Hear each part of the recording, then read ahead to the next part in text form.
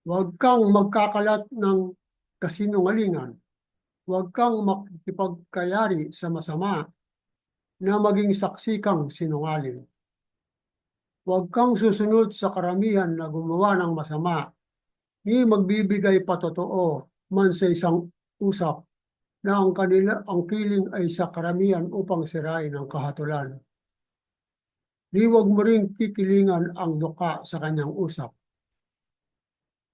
Kung iyong masumpungan ang baka ng iyong kaalit o ang kanyang asno na nakawala, ay tunay babalik mo sa kanya. Kung iyong makita ang asno na napupuot sa iyo, na nakalugmok sa ilalim ng kanyang pasan, at ayaw mo nang alisan ng pasan, ay walang pagsalang iyong tutulungan pati ng may-ari niyaon. Huwag mong sisirain ang kahatulan ng iyong duka sa kanyang usap.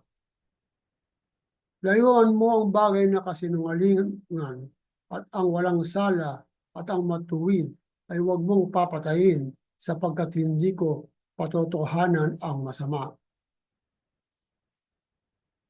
At huwag kang tatanggap ng suhol sapagkat ang suhol ay bumubulag sa mga may paningin at sinisira ang mga salita ng mga banal. At ang taga-ibang lupa ay huwag mong pipighatiin sapagkat talastas ninyo ang puso ng taga-ibang lupa.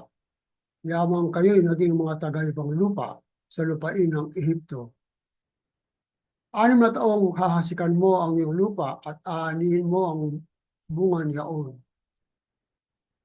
Datapot sa 7 taon ay iyong iiwan at babayaan upang kumain ang duka sa iyong bayan at ang kanilang iwan ay kakainin ng hayop sa bukid. Gayon din ang iyong gagawin sa iyong basan at sa iyong olibuhan.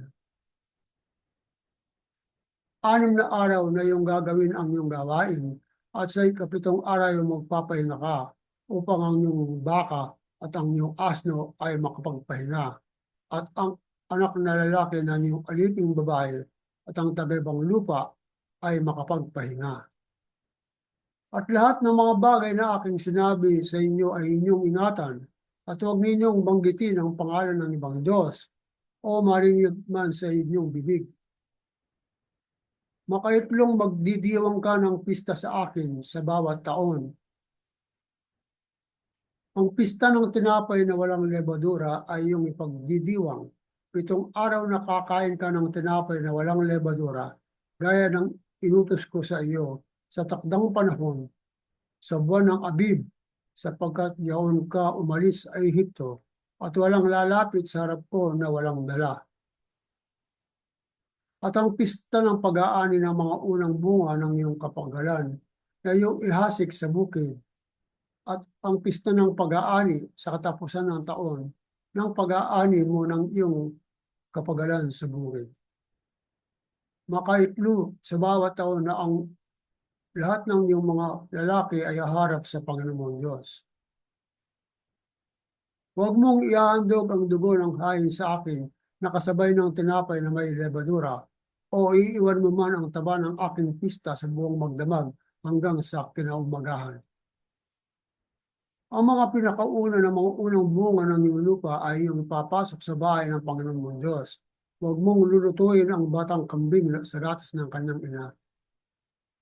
Narito aking sinusugo ang isang anghel sa unahan mo upang ingatan ka sa daan at upang dalhin ka sa dakong aking inihanda sa iyo. Mag-ingat kayo sa kanya at dinggilin niyo ang kanyang tinig.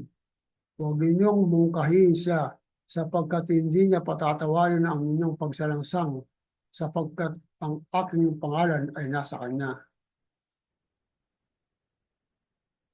Datapwat kung didinggin mo lubos ang kanyang tinig at gagawin mo ang lahat ng aking sinasalita, ay magiging kaaway na ako ng iyong mga kaaway, kaalit ng iyong mga kaalit. Sapagkat ang aking anghel ay magpapauna sa iyo at dadalhin ka sa Amorheo at sa Heteo at sa Perizeo at sa Cananeo at sa Hebeo at sa Hebuseo at aking lilipuin. Huwag kang yuyukod sa kanilang mga Diyos o maglilingkad man sa mga iyon o gagawa man ng ayon sa kanilang mga gawa. kundi iyong iwawaksi at iyong pagpuputol-putulin ang kanilang mga haligi na pinakaala-ala. At inyong paglilingkuran ang Panginoon ninyong Diyos at sa kanyang babasbasan ang iyong tinapay at ang iyong tubig at aking aalisin ang sakit sa gitna mo. Walang babaeng makukunan o magiging baugman sa iyong lupain.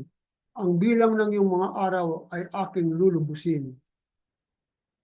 Aking susuguin ang sindak sa unahan mo at aking liligaligin ng buong bayan na iyong paroroonan at aking patatalikurin sa iyo ang lahat ng iyong mga kaaway. At aking susuguin ang mga putakti sa unahin mo na magpapalaya sa Hebeo, sa Kananeo at sa mga Heteo sa harap mo. Hindi ko palalayasin sila sa harap mo sa isang taon. Baka ang lupa'y magiging ilang at ang mga ganit sa parang ay magsisinami laban sa iyo. Unti-unting aking palalayasin sila sa harap mo hanggang sa ikaw ay kumapal at manahin mo ang lupain.